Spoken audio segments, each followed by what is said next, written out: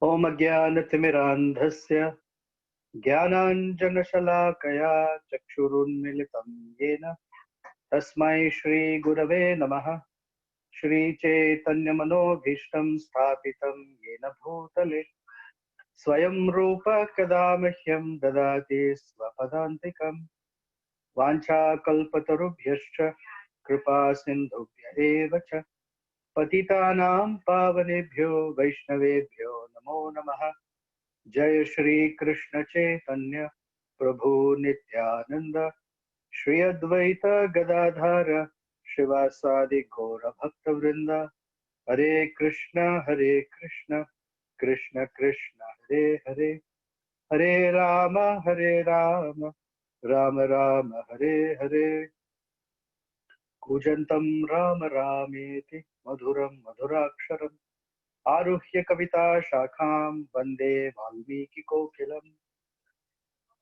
Manojavam Marutatuल्य Vegam Jitendriyam Buddhimatam Varishtham Vatatmajam Vanarayotha Mukhyam Sriramadutam Shirasa Namami Anjananandanam Veeram Janaki Shokanashanam Kapishamakshahantaram Vande Lanka Bhayankaram Apadam Apahartaram Dataram Sarvasampadam Lokabhiramam Sriramam Bhuyo Bhuyo Namamyaham Dakshine Lakshmano Yasya Vame Cha Janakatmaja Purato Marutir Yasya Tam Vande Raghunandanam. Okay, Hare Krishna, welcome back. So what we're going to do is we're going to cover uh, chapters 28, 29 and 30. And this is how they are structured. Chapter 28 is a list of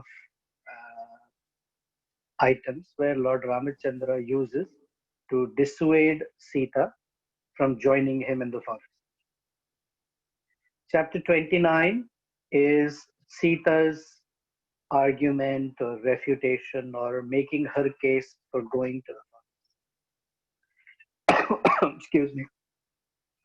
And in the beginning of chapter 30, there is a very, very famous verse which we will look at. So I may not cover the entire chapter 30 because then later he agrees for her to go, and we'll see how she makes her case. And then there is another famous verse spoken by Lakshmana in chapter 30 that we'll do next week. So we'll do 28 and 29 and the beginning of 30. In sort of studying this, if you were to read Ramayana, then it's a linear progression of conversation. Ramachandra lists all the reasons, and in the next chapter, Sita refutes her reasons. What I thought I'll do for you is try to lay his reasons why she should not go, juxtaposed with her reasons why she should go. Now, there's not a one-to-one match. It's not like they're at a court of law where they're arguing points. But there are many things that he says that she, in sort of summary ways, refutes and sort of gives a response of why she should. So we'll see how that goes. Okay. So in 28, before he gives all his lists, Ramachandra essentially is dissuading Sita Devi, and by this time her eyes are full of tears. She wants to go. She wants to follow Ramachandra to the forest because that is, in her essence, that is her dharma, and that is what she wants to do. So he tells her, okay, you've come from a very, very famous religious household, the household of Janaka Maharaj, right? In Bhagavad Gita, Krishna refers specifically to Janaka. When he says Yad Yad Acharati Shrestha, that section of verses when he's talking about Shrestha, the greatest karma yogis per se. So he's saying you're coming from a very, very amazing family. And all the kings, including your father, are very experts at following dharma. So I'm extolling you, Sita, to follow your dharma. And in this case, he's not saying that your dharma is in following the husband. He's saying your dharma is in following what your husband tells you to do. Very cleverly, because she's arguing, oh, if you are telling Kausalya Devi that her dharma is to stay with her husband and not go to the forest with you, then that same logic applies to me. I should be with my husband. So Ramachandra very skillfully says, your dharma is in following your husband's order or request, uh, and not that you have to follow me. So then, she's not willing to listen. So Ramachandra then says, okay, let me just give you a realistic idea of what it is to be in the forest. And part of the reason is to scare her, and also to give her a very realistic picture. She's maybe thinking, oh, forest is a nice park. Uh, in Chicago, we have some forest prisons. It's not like that at all. So he wants to give her some sense of what it means to be in the forest and the perils, the dangers associated for living there. And it's not just that they're visiting the forest and coming back. They're going to live there for 14 years. So from day and night, from 24 hours of day, there is danger. So Ramachandra has about 18 or 19 verses where every shloka ends with one of these two terms. Either he will say vanam, dukkhatamo, dukkhatamo vanam, or dukkhataram vanam. Both are the same. In Sanskrit, you have dukkha, dukkhataram, and dukkhatama. So, like we have comparative and superlative. So basically, he's telling her it's fraught with danger. Dukkha means distress. So he was hoping that if he gives a list of distresses, she will be dissuaded because she is a princess. She has only lived in a palace. She never stepped out into what we call the real world, if you will. And so he thinks that that will dissuade her. So he says, I've summarized these verses. So I'm just going to give you a list. And I'm going to give you how she refutes it as well in some cases. He says, first of all, the forest is full of very noisy waterfalls. Uh, the sound is very scary. And there are lions roaring in caves. Uh, the, the, the idea of lions roaring in a cave is that, first of all, a lion's roar is heart shattering. But roaring in a cave means it echoes and reverberates even louder. So that's first. And then he says, there are wild animals freely roaming the forest, and they are ever ready to pounce on human beings. They specifically like human beings. He says, the rivers, they are infested with crocodiles, and the bed of the rivers is full of mud that can trap your feet. In fact, even large elephants find it very, very difficult to cross such rivers. And the comparison is rivers, elephants are massive creatures and beasts of great strength. When they find it very difficult to cross through, but you are very delicate. It's going to be very difficult. Fourth one, he says the paths are full of thorns. Your feet are very, very delicate. That's the implied meaning. They're full of thorns. There are echoes of wild birds. Uh, Sometimes there's the hooting of the owl. It can be bone chilling.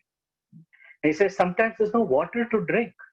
You have to keep on walking and walking for hours and hours, and you may not find water to drink.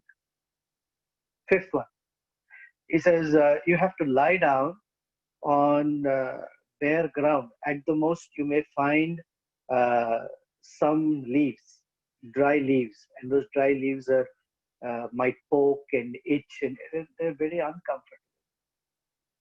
So Sita Devi says on all of this, in the forest, all the dust that may be raised by the animals running here and there, or just a very dusty environment, that dust will feel like sandal powder for me. It will be fragrant and very soothing. As far as sleeping on the ground, Ramachandra, there is nothing more comfortable than lying down on that dry grass with you than being in the palace and lying down on soft mattresses made of the best down or goose feathers. I don't want that. I'd rather be there with you than in comfort without you. In fact, discomfort with you is more appealing than comfort without you. Then Ramachandra says, listen, you can only eat fruits that have fallen from the tree. So it requires immense sense control. It's not like you can eat varieties or anything. This is very. It's not an orchard we are going into. We're going into a forest. Sometimes you find fruit. Sometimes you may not find. Then he says you can't even dress nicely in a forest. The one who resides in a forest usually wears matted hair. They wear robes of tree bark, and they have to be fasting for very, very long times. Seventh, moreover, one has to take on intense sadhana. And in the middle of all of this, you might get guests, atithis. So you have to extend hospitality to any guest who might show up. So think of a reference. Pandavas and Draupadi were in the forest, and suddenly Durvasa Muni with all his disciples showed up and said, "We are hungry." And you have to extend hospitality. He's telling us very, very difficult. The ninth shloka. He says there's a lot of walking. It's not like you're wearing nice Nike shoes that are padded or you're walking bare feet. Okay. And you have to bathe 3 times a day. So whether it is winter, rainy season, doesn't matter how inconvenient it might be, but you have to bathe 3 times a day. And that too at prescribed times. Early in the morning, in the middle of the day, and when the sun is setting. So Sita Devi in response says, I'm young and I'm strong. So don't go by this idea that I have a delicate body. I may have a delicate body, but I'm very, very strong. Then Ravichandra says, the forest may be full of flowers, but every day you have to use for puja only those flowers that you have picked yourself. You can't take flowers that are strewn on the ground. So it's not easy. And then she says, it doesn't matter. I will enjoy all the seasonal flowers. And I will have such a wonderful time relishing the fragrance, the beauty, the colors of all these seasonal flowers that I will not even once remember the home of my mother and father. That means she's saying I'll not even be homesick even once. Then Ramachandra says, not only do you have to eat fruits from the tree, but there's very little food available in the forest. So you might not find much to eat. And sometimes you have to skip a meal or multiple meals.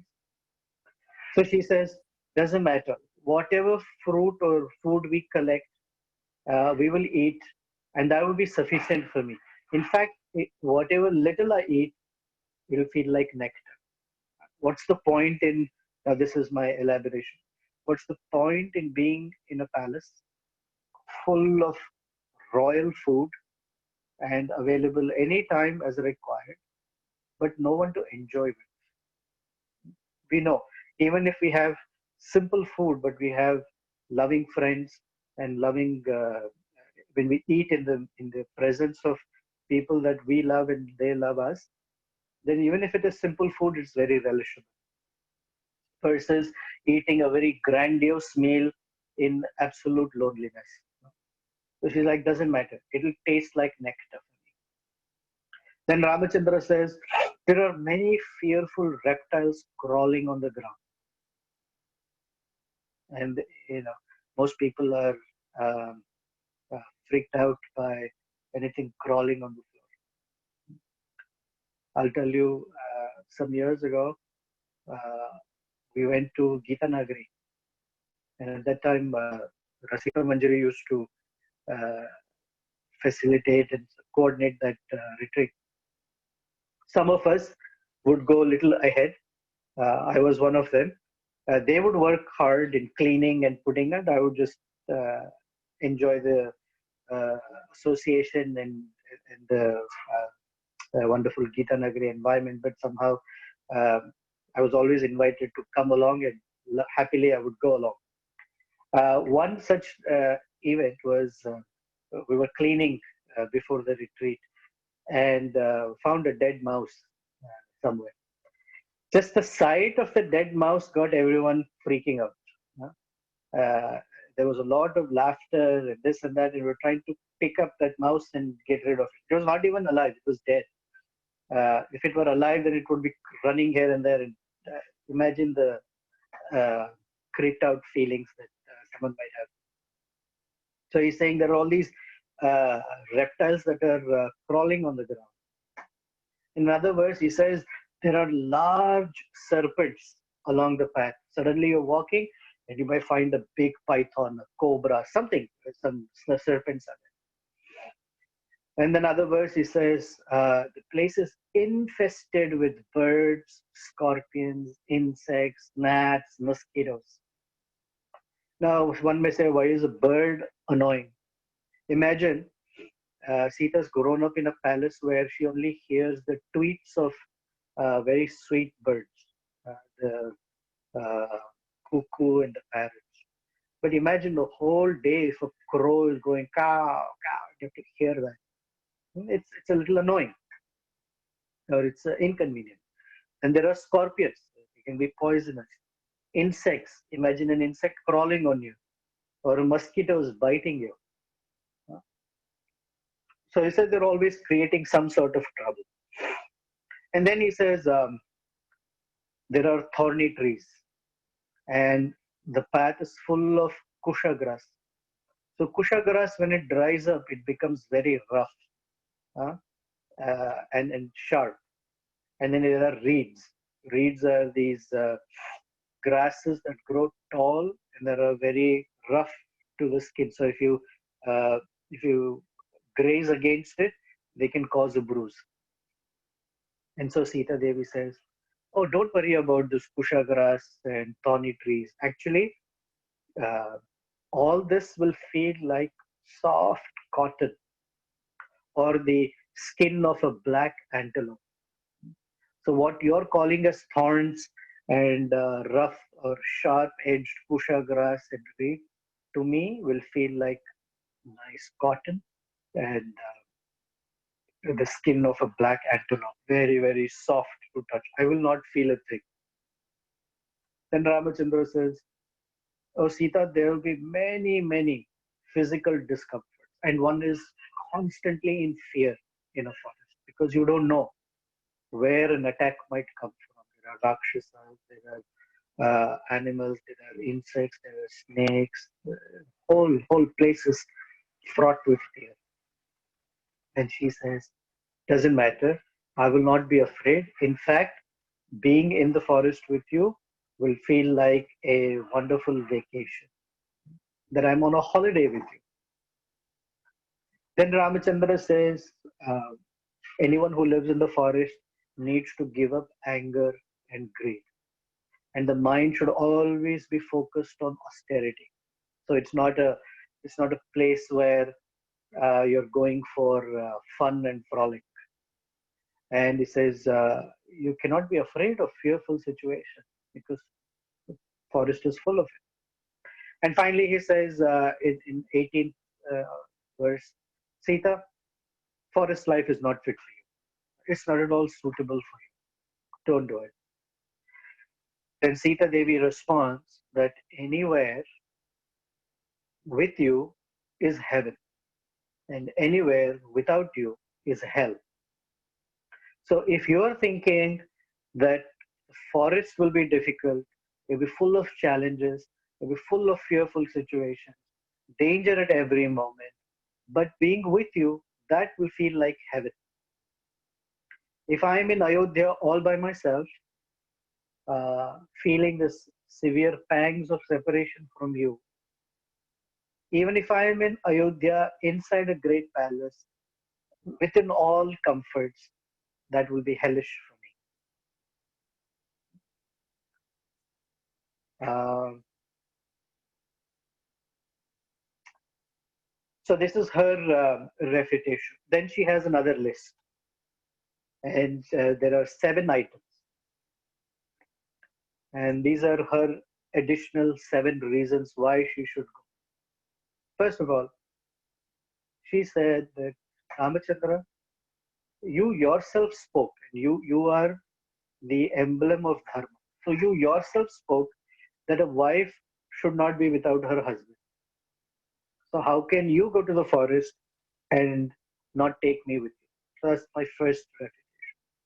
Second, she says, I'm not afraid of animals as long as you're by my side. In fact, even the demigods cannot cause any harm to me, because the reference to demigods means they're very, very powerful personalities and they can do anything. And she says, I have no fear that even they, if they put some challenge, I don't have any fear of them. Third, you keep saying that one's senses must be fully controlled. I assure you, my senses are completely controlled. That is never a concern for you. Don't worry about it. Four, I'm completely fearless. Five, she says, when I was in my father's home before we were married, I was there, and there were 2 incidents. One, a Brahmana who looked at my palm and my horoscope said that Sita has a period of time where she will live in the forest. So she says that such predictions you cannot avoid. So it's already predicted that I'll be in the forest. So why are we trying to avert? Another reason she gives is a female mendicant had come to my home, and she told my mother that your daughter Sita will dwell in the forest for some time. So that also has to come true. And finally, she uh, releases the ultimate that no one can argue. She says the Vedas also enjoin that a wife should always accompany her husband. Now, this accompaniment means in all circumstances. It's not that the going has gotten tough and so there is abandonment. No, they're together. Despite all of this, Ramachandra says, no, I'm not convinced that you should go with me. So Sita just drops to the floor, and tears are profusely uh, flowing from her eyes because she has tried different things.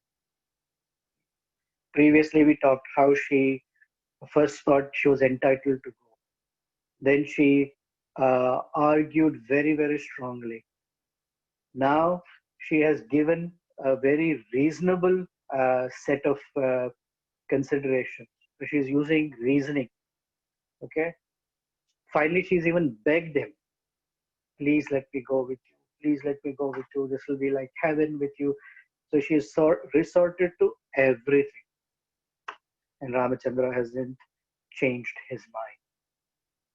So finally, she releases uh, the uh, ultimate option, and the ultimate option is something that she speaks in anger to him, and Yamuna Jivana, can you share that shloka with us? Please share your screen if you can. So the verse, she says,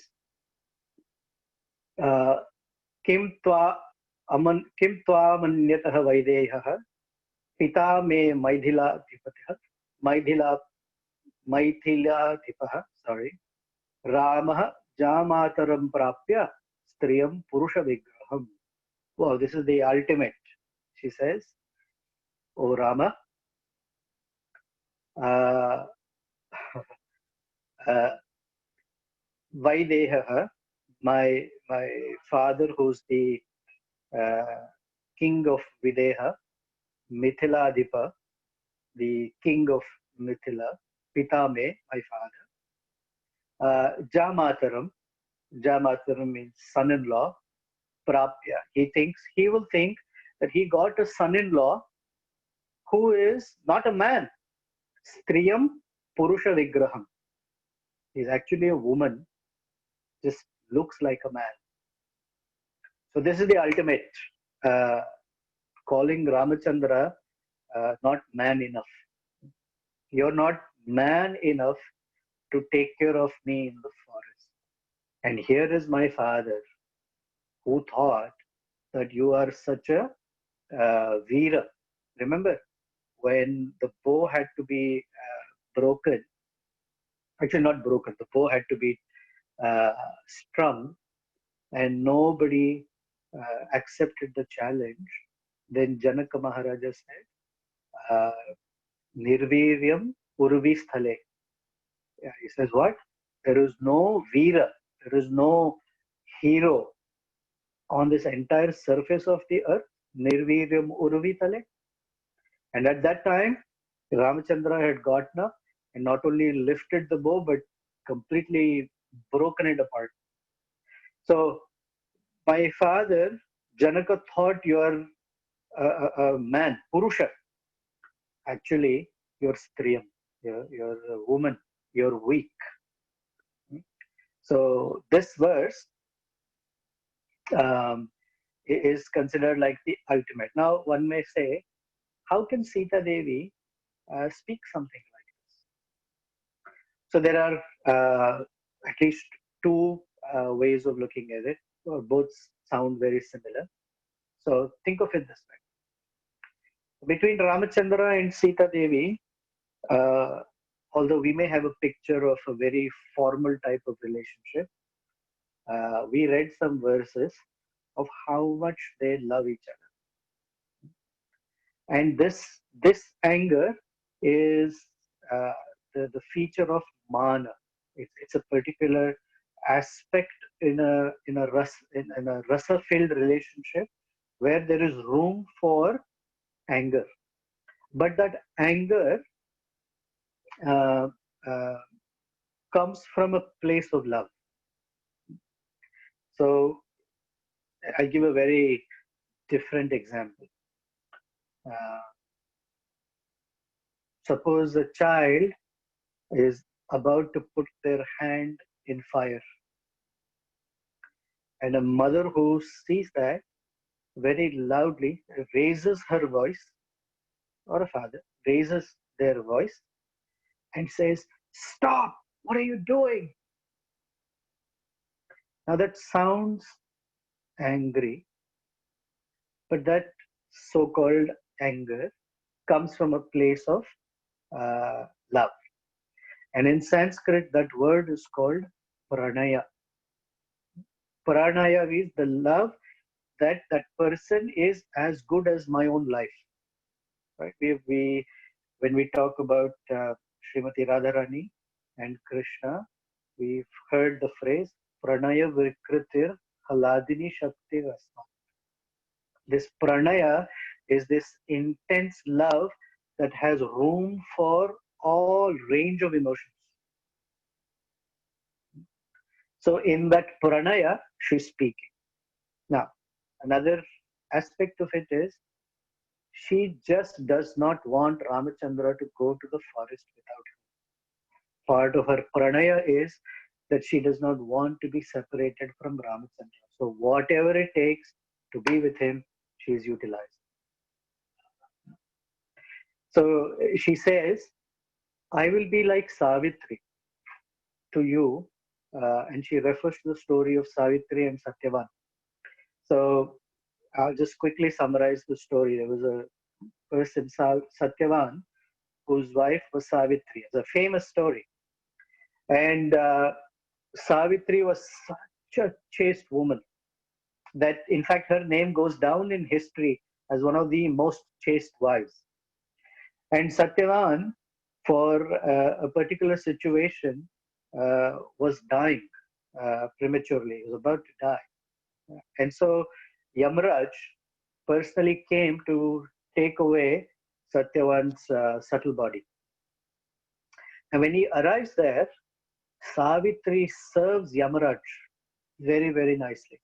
Now, it's not because she's happy that Yamaraj has come to take her husband away. Most modern Savitris will feel like, oh, fantastic, Yamaraj, please welcome. Not that kind of welcome for Yamaraj. And she's because she's very, very clever. Yamaraj is a Mahajana and who has come, so she served him so well. So Yamaraj asked her, you've pleased me so much, ask for whatever boon you want.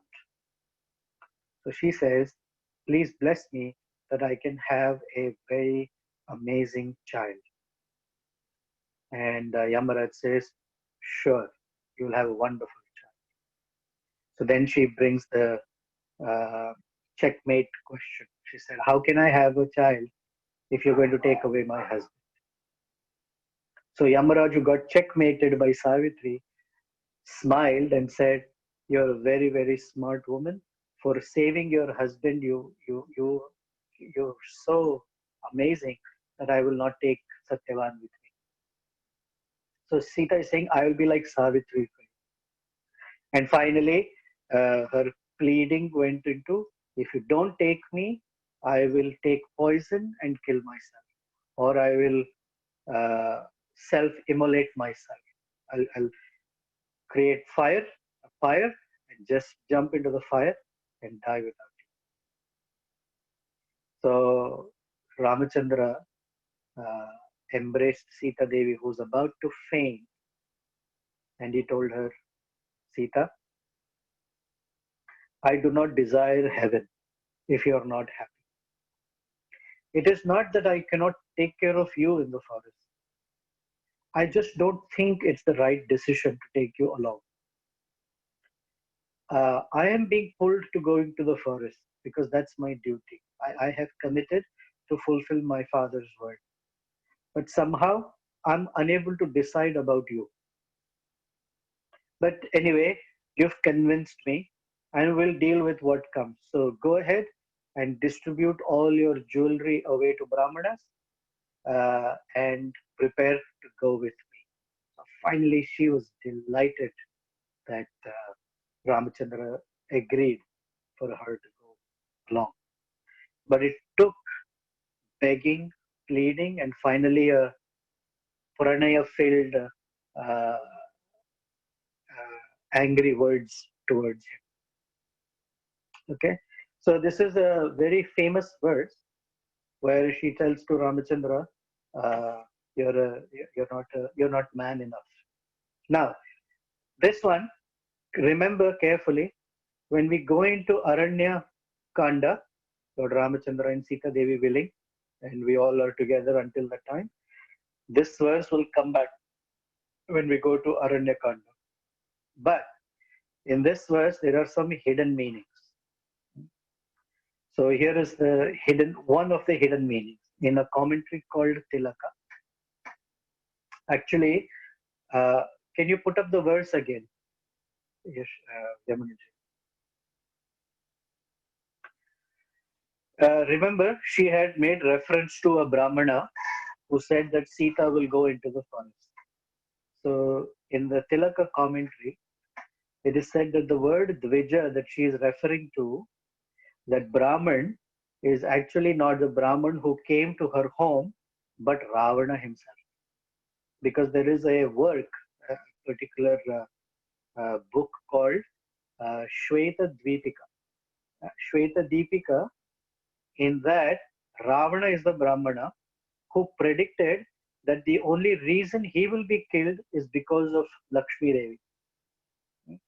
So, in that sense, it is the word of that Brahmana, Ravana. So, she's saying to Ramachandra indirectly, let the words of Ravana come true. So, take me to the forest. Hmm? So, the inner sense is Ramachandra should not be concerned about the hardships of forest life because Sita has her senses full control. Okay. Then there is the great Acharya Govindaraja, and in Govindaraja Swami's work called Tattva Deepika, he gives a completely different meaning. One of his concerns is he cannot grasp. I don't think he should grasp. He does not want the audience to think that Sita Devi can even say something like this to Ram. So he has taken this verse and comes up with a completely different meaning. So first he says that Ramachandra, had my father known that you were in this male body, although you were not man enough, he would have never given me to you.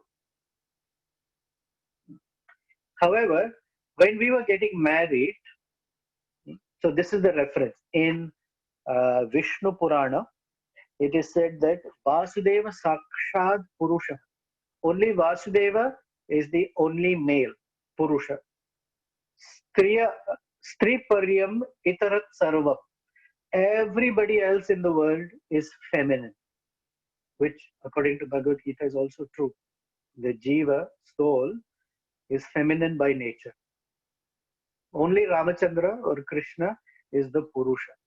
Why? Because Krishna says, Aparameyam itastwanyam prakritim vidhi me param jiva bhuta mahabhava. This is in 7th chapter of Bhagavad Gita. He says, I have the external energy, and then there is an internal energy that is higher, superior, that is the living entity. So technically, all living beings are feminine. Only the Supreme Personality is masculine. So, oh wow. So she says that including Lord Brahma, they're all feminine. So the meaning of this verse is, my father, the king of Videha Raja, king of Videha province, obtained you as the son-in-law, Jamataram, considering everyone else other than you to be in the guise of a man. Striya Purusha Vigraham. So she's saying, only Rama Jamataram Prapya. You're the only masculine or male in that entire assembly. Striyam Purusha Vigraha. Everyone else is feminine. And the only reason right now my father would be concerned is you are being very timid. So she's calling him Rama, which means you're very, very timid in this situation. And please don't take my father.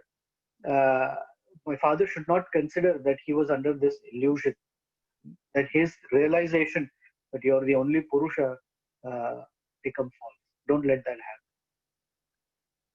Because he's a very amazing Acharya, he takes these words and then he splits them differently to give a completely different meaning. So he says, if you separate the words this way, this is how it reads. He says, Kim tvam anyataha videha, pita me mithiladipah, ramaja mataram amataram prapya. Okay. So ramaja indicates one who is born to make the world happy. Ramaja, O you who was born just to make the world happy. Amataram prapya. Amataram means the woman in the form of a stepmother. Amataram is stepmother. So Amataram Striyam, not prapya, sorry. Ramaja Amataram Striyam. is the stepmother, Kaikeyi. Prapya means you have a goal. She gave you a target, or you received a target from her, and the target was go to the forest and take care of all the demons there, including Ravana.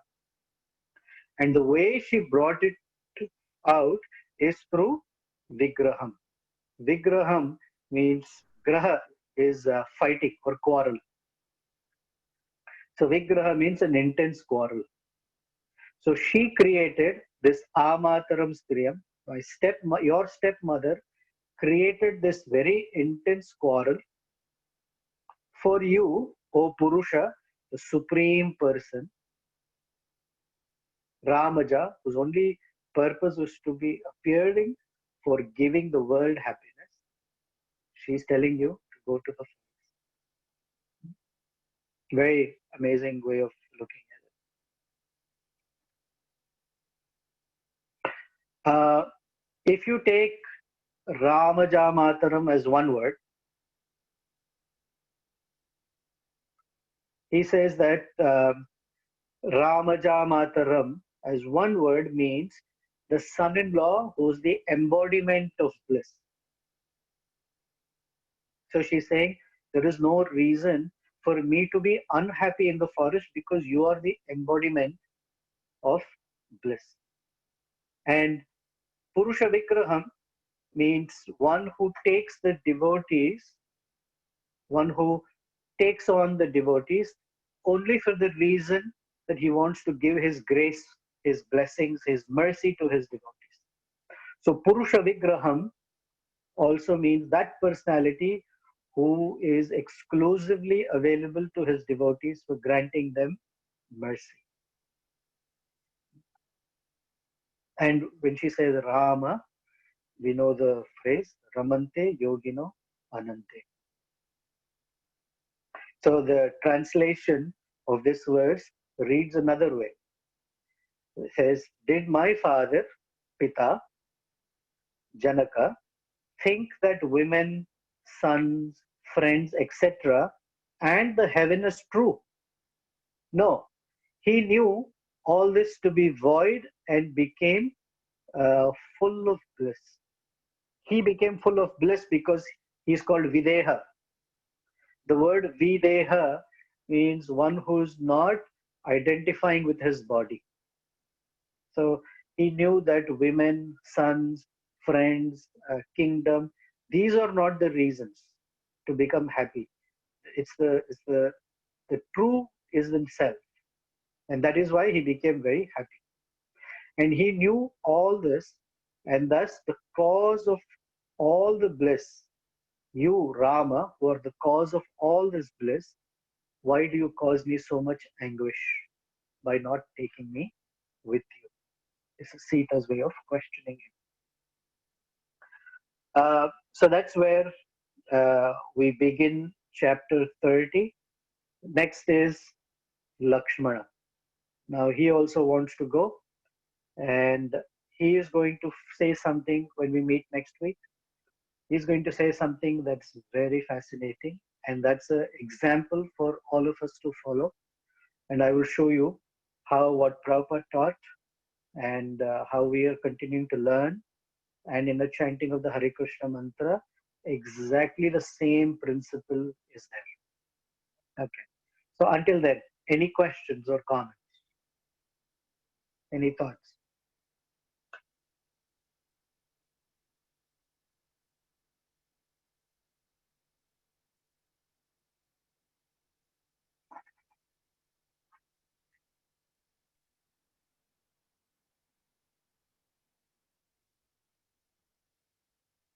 Hare Krishna, Prabhuji. It is Ananda Das. Please accept my humble Hare obeisances. Krishna.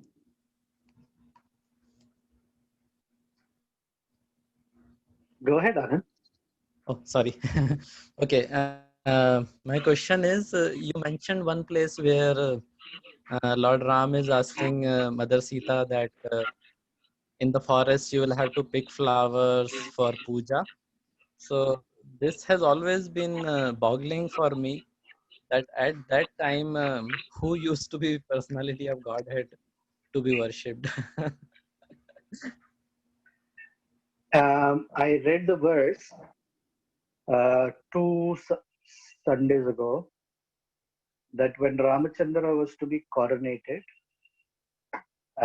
both he and Sita entered their temple that was established uh, in the household of Ikshwaku dynasty, and the verse particularly called Sita Devi, that who was standing next to him. The word used for her is Visalakshi, the one with Vishala Akshi, one very very big eyes.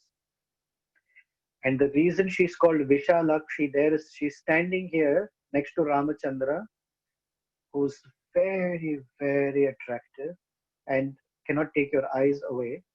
He's standing in front of the deity of Ranganath, who's been a deity in Ikshwaku dynasty for generations together. And the verse particularly says Narayana, so the verse that the Supreme Personality.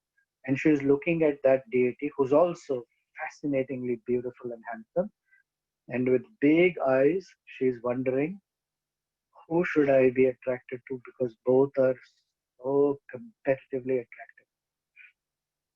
Both are the same person, right? So it was always Narayana worship. So they are worshipping Narayana.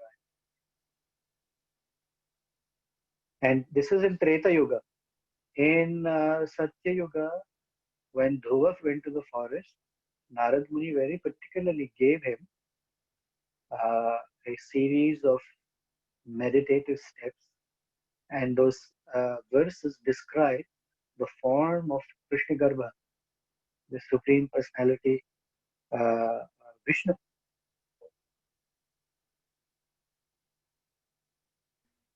Thank you. Hare Krishna, Prabhu. Hare Krishna. I remember you saying a few weeks before, when Rama was called by King Dashratha, Rama was what? called by King Dashratha, like Ah, you're going yeah. to, send to forest and like that. Yes. Before he leaves Sita, he told her that it's ready. Like they already had a plan of being in the forest, to be in the forest. So that's how you said, like there is another meaning, like he said, like, get ready, I'll be back soon, something like that. So now why he is telling all reasons, like you should not come, you should come here. And as soon as he entered also, Sita was asking, why you look so morose, like I haven't seen you like this. So is it part of the pastime like that, or? Well, it is part of pastime, but the reason is uh, they understand everything with their hidden words and they communicate through the eyes. But for people like us, who are conditioned souls, we are getting an opportunity to see how their exchanges is this continuous uh, wave-like rising of rasa between the two. There are these exchanges. What's the point of a relationship without exchanges? Hmm. It's not just one flat thing. He told her, some secret word, be ready. Then he comes back, ready? Yes, let's go. Ready? It's not like that. There's a lot of churning of that rasa. And the more there is churning, the more there is sweetness. There is exchanges. There is room for, these conversations that go back and forth. He's concerned for her. She is concerned for him. She's not at all concerned about herself. He's not concerned about himself at all. These are all features of love.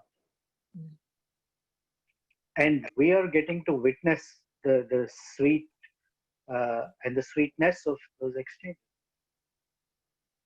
It's not a very dull, yeah, let's go to the forest. Not like that. Okay.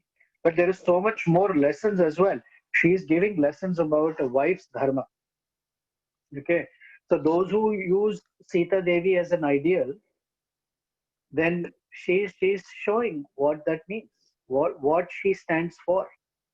in difficulty, in major calamities, how that bond of friendship that they will face it, whatever situation they'll face together. Mm.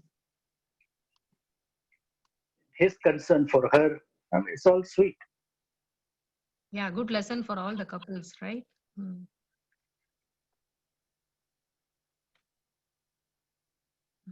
Okay, thank you, Prabhu. You're welcome. Hare Krishna, Prabhu. Prabhuji. Hare Krishna. Um, I'm actually very surprised that nobody has any wife and husband type question. I'm very surprised. Okay, go ahead, Marty. so Mother Sita, when Rama told that you have to stay back, she gave all these reasons, and it's very painful for her to stay without Rama. And when she had to go to forest without Rama, like when somebody blames Rama that Sita was accepted even after staying with Ravana. So that time I think it would have been very painful for Sita. But she did not get a chance to talk to Rama, is it, Prabhuji? That she could not give these reasons again, what she was giving now, that she could not live without Rama. When is this? When he sends her when she's pregnant? That's the one? Yes. Uh, she didn't have a chance to say that. Was it difficult for her? Sure. Was Yeah. it difficult for him? Yes. Very sure. Very sure. So did Rama might have remembered all the reasons that Sita Devi gave her, gave I don't him. know. He might have become an old man and forgotten also.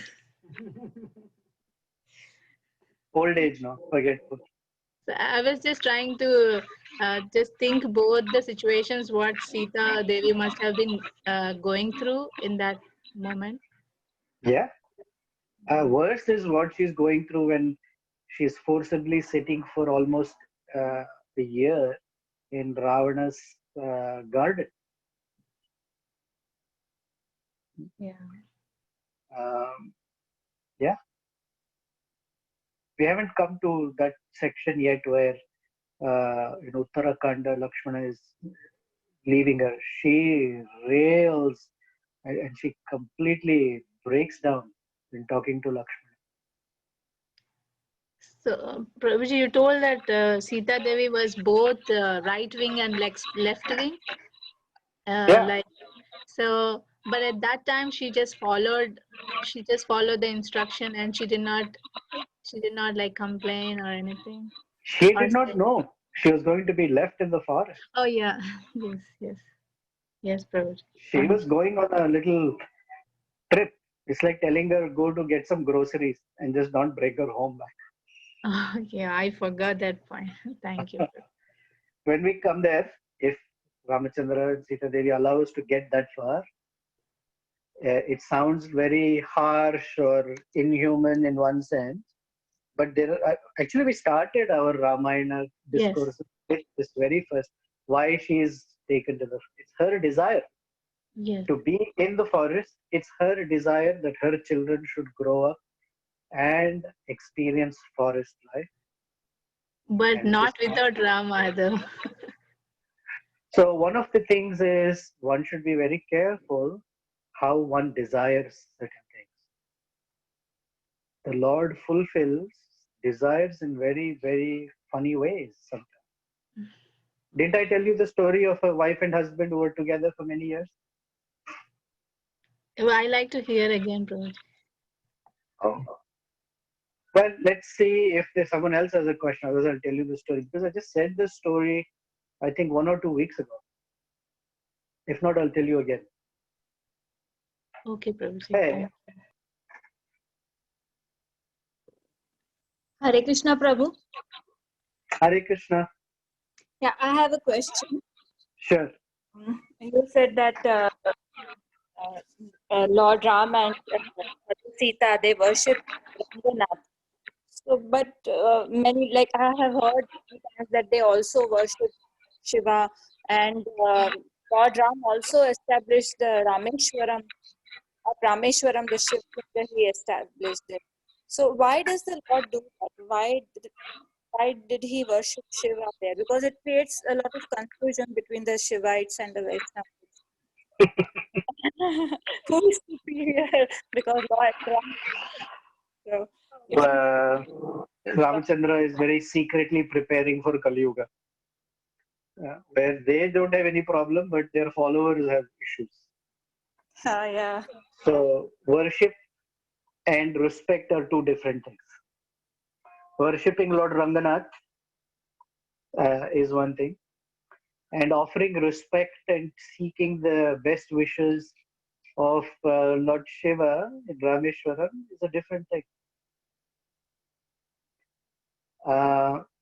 The same Supreme Personality of Godhead, when Sudama visits Dwaraka,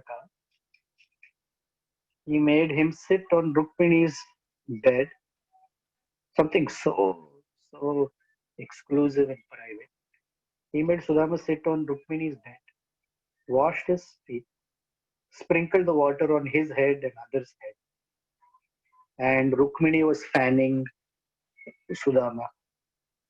So Krishna was showing how to respect Brahmanas. Now it doesn't mean that we stop the worship of the Supreme Personality and just think that Brahmanas. So that's the Kali Yuga mind that puts everything in one dimension. Why should one not worship Lord Shiva? If you see him as a Vaishnava, don't we say serving Vaishnavas is greater than serving the Lord? If Lord Shiva, by his magnanimity and unbelievable causeless mercy, showed up in front of any one of us, what will we ask him? Oh, you're a demigod, I cannot respect you. No, we'll lie flat on the floor and sing praises about Lord Shiva and beg him, please give me this much love and affection for Sita Ram or Kishore Kishori. That's what we will ask. So showing respect and honor has place. When we recite the second offense to the holy name, the offense, we generally say thinking Lord Brahma and Lord Shiva as independent supreme. But thinking of them something small or low is also an offense. They have their rightful place of honor in the universe. After all, Lord Shiva is called Pashupati. He is the father of all living beings. It is through him that all living beings enter this material sphere. Yes. So people have this very, say, immature perhaps. And in general, it's less to do with the Lord and it has more to do with my sense of I am with the best. I am with the most supreme. So it's more like it's a more of an envy and competition among the conditioned persons than those persons. Because it's not that Vishnu is supreme. That's not the issue. I am worshipping Vishnu. Therefore, he is supreme.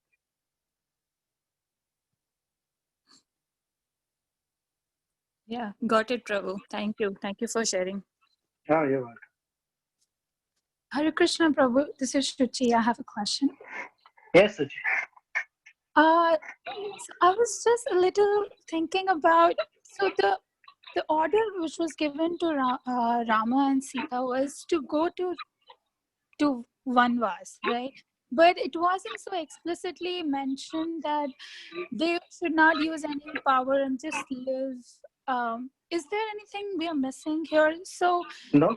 living in Vanvas, it's one thing, but not eating food or plucking food or living in or sleeping on kusha grass, is it mandatory? I mean, he can make a house himself with his normal resources he has. Why he has to be in such difficult situation in Vanvas? Yeah. because Vanavas means difficult. That is why he's being sent there. Otherwise, what's the point? Ramachandra go to the forest and live like a king there. Then what's the point? Where is the banishment? Hold your horses. Few more chapters, you will see Dasharath Maharaj's argument coming up. He's not dead yet. He's just completely outwitted. So once they decide that all three of them are going to go, they come to Dasharath Maharaj for his blessings. At that time, you will see all the resources that Dasharath Maharaj gives Ramachandra. And you will hear Kaikeyi's argument and what Ramachandra says. So, hold on. Picture abhi baki. Okay. Okay. And also, just one more question on the same part. When is the time he can use powers he has? So I kind of understand for having a house or sleeping, he can't use his immense power. So, but for fighting Ravana, he can use all his powers. So what's kind of a condition that when he can use power and when he should be a normal human The person? line that separates it is sense gratification versus service. Okay. In service, one brings forth all of one's resources, all of one's intelligence, all of one's powers and everything. When it comes for something personal or sense gratification, one withdraws everything. Here's a beautiful story from Chaitanya Mahaprabhu's life. It spells a lot. Chaitanya Mahaprabhu, in his later second half of his life, of the 48 years, second half was in Jagannath Puri. And in Jagannath Puri, he had a little room for himself, which Maharaj, His Holiness Rompat, Swami took all of us to, many of us. It's a place called Gambhira. Gambhira means very grave and intense. So that was the room Chaitanya Mahaprabhu used to be in. And the Gambhira is a very small room. One afternoon after lunch, Chaitanya Mahaprabhu stepped into the Gambhira and right by the door lay down there. And one of his servants, his name was Govinda, every day would come and massage Chaitanya Mahaprabhu's feet. Now, when Govinda came that afternoon, generally in the Vedic system, you don't cross over somebody like that. Someone who's lying down, you don't cross over them. That means it's inauspicious. It's only when a dead body you cross over. Otherwise, you don't cross over. So, not dead body. It's inauspicious. So, what's his name? Govinda crossed over Chaitanya Mahaprabhu, went into Gambhira, and was massaging his feet. And he stayed there for a long time until Chaitanya Mahaprabhu woke up. And so when he woke up, he said, "Oh, Govinda, have you had your lunch?" And Govinda said, "Not yet, my dear Lord." And they asked, "So why didn't you have lunch?" "I did not want to cross over you and go and have lunch because that's not proper. It's inauspicious." So Chaitanya Mahaprabhu asked him, "How did you come here on this side to massage my feet?" He said, "I crossed over you and came." So Chaitanya Mahaprabhu said, "Well, that's contradictory. You anyway crossed over me, so why didn't you go back?" He said, "The first time when I crossed over, it was for my service unto you. So even if it is inauspicious for me, it doesn't matter. I have to do this service for you. But now if I have to cross over and go, that's for my sense gratification, which I cannot do." Okay. Now I understand. Very beautiful considerations. So this whole life of devotees, Ramachandra setting an example, is he has the power that just like that, all wealth can just manifest. But it's not required for sense gratification. Or we use the word sense gratification for any of selfish or personal needs. When it comes to serving and protecting the sages in the forest, all powers manifest. Of course, remember, Ramachandra has been given Bala Atibala mantras also by Vishwamitra, by which they will never feel thirsty, they will never feel hungry, they will never feel tired. That's also there. Oh, yeah. Okay. Thank you, Prabhuji. You're welcome. All right. Shamkut, go ahead. Prabhu, today you mostly explained about the pastime at a level where we get an appreciation or liking for the sense of Lord Ramachandra and his deity, Mother Sita. That's at one high level. If we were to bring it to one slightly lower level, we also, I mean, like I have a relative who once said to her prospective husband, "Pyar mein main chana nahi kha sakti." प्यार में मैं चना नहीं खा सकती. प्यार cannot में चना eat. नहीं खा सकती. हाँ. So she said, she said that she would expect a bare minimum level of financial stability in her for a future marriage. And this is with a man with whom they were having an affair. And finally they got married. They've been married for 20 plus years. What we hear from this dialogue between Rama and Sita is how much Mother Sita loves Lord Rama, and she has an innate tendency to be of service and value and love Lord Rama. Now, when we see the upbringing of young girls in general, one thought is we can say we should probably inculcate this in the upbringing of young girls. Definitely it's applicable for men too, but this softness, this feeling of being of value for others, etc., seems to be of value. But then it may be even misplaced. And in general, we give an upbringing for boys and girls almost similar. There is no difference in the upbringing that we give to either boys or girls. From your insights, what is it that we should do? We know that in general, I mean, what we only know is how to bring in a competitive mindset. We know that it is not good, but what is good, we don't know. So in specific, with respect to the upbringing of a girl child, what is it that we can take from Mother Sita, and in general, what are the considerations that we need to bring up ladies who are confident, and yet of value for the world, and which is in consonance with their inner nature? That's a whole class, Ramakut. I'd love it to. Yeah. We don't have the time for it. प्यार में चना नहीं खा सकते, which is correct. Whoever is, of course, I'm not a personal believer in very specific gender roles that only men should earn and women should not. I'm not at all like that. So, in the context of relationships breaking up, there has been a survey done many years ago by a Catholic or some church, and they found out that the number one reason for couples to break up, this is at least in America, the number one reason is infidelity, where couples cannot remain faithful to each other within the contract of marriage. The second largest reason why a household breaks up is due to financial instability or financial insecurity. The nature of the world is such that money has to play a very money plays a very vital role. Now, how much money, all that is very subjective.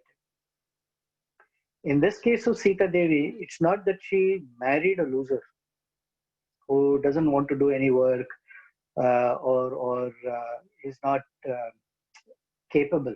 He is very capable.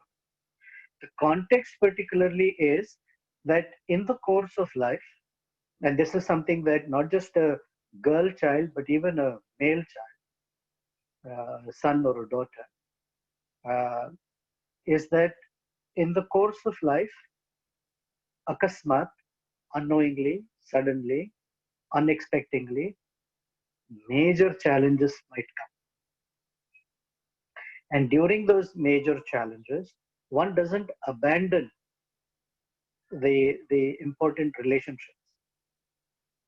One holds on to the strength in those relationships. Now the question is, from the beginning, let's say if there was no strength in that relationship, then that relationship will not come to rescue in difficulty. So we are told that when there are no difficulties, then you invest in strengthening that relationship, where there is mutual respect, honor, dignity, love, affection, service, all of those factors. Because there are two people making that journey together. And will difficulties come? You bet. It's at that time of difficulties when nothing else actually can help. It's the strength of that relationship that will help. Tide through the difficult time. Because if there's someone to share it, that is powerful. That's sort of the essence of it. And that's sort of what the reason we're discussing this as couples who are listening, as children who are listening at all. The reason is that that's the place of strength for us. That, oh, let me take stock, let me take inventory of how my relationships are right now, especially within marriage, how my relationship is. What are some areas that I can contribute to strengthening it, etc.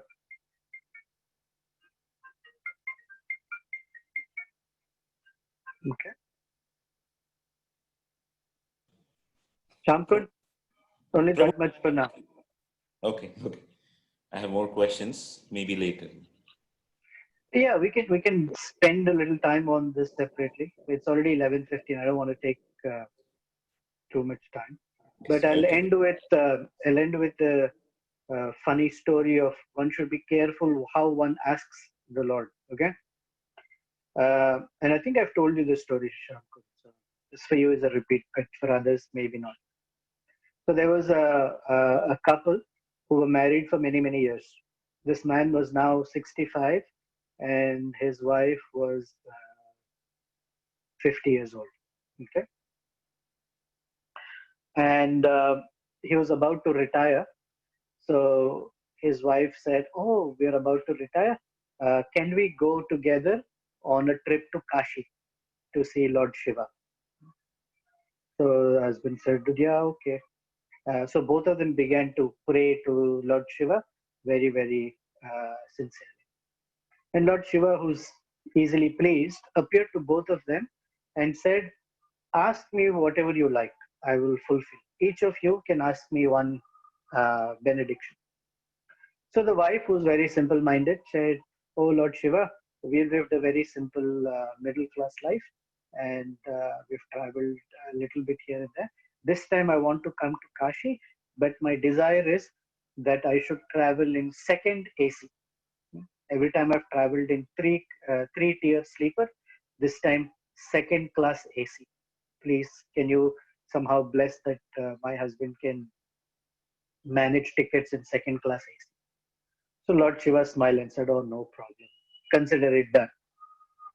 Then he turned to the husband and said, "What would you like?" The husband told Lord Shiva, "Come to the side. I need to talk to you in private." He said, "I like my wife, no doubt. Very sweet woman and all that. But I've been with her for so many years. So this time, what I really desire is if I go to Kashi, I want to go to Kashi with somebody who's 30 years younger than I am. That would be fun." So Lord Shiva said, "Oh, no problem. We can make it done." And in a moment, that man went from 65 years of age to 80 years of age. That way, he still has to travel with his wife, who's 30 years younger. So the guy had different kinds of desire, but the way it was fulfilled is very tricky. So yes, we may ask the Lord for fulfill this, fulfill that, but the ways they get fulfilled are very, very tricky sometimes. So one should be careful how we pray and what we pray for. All right?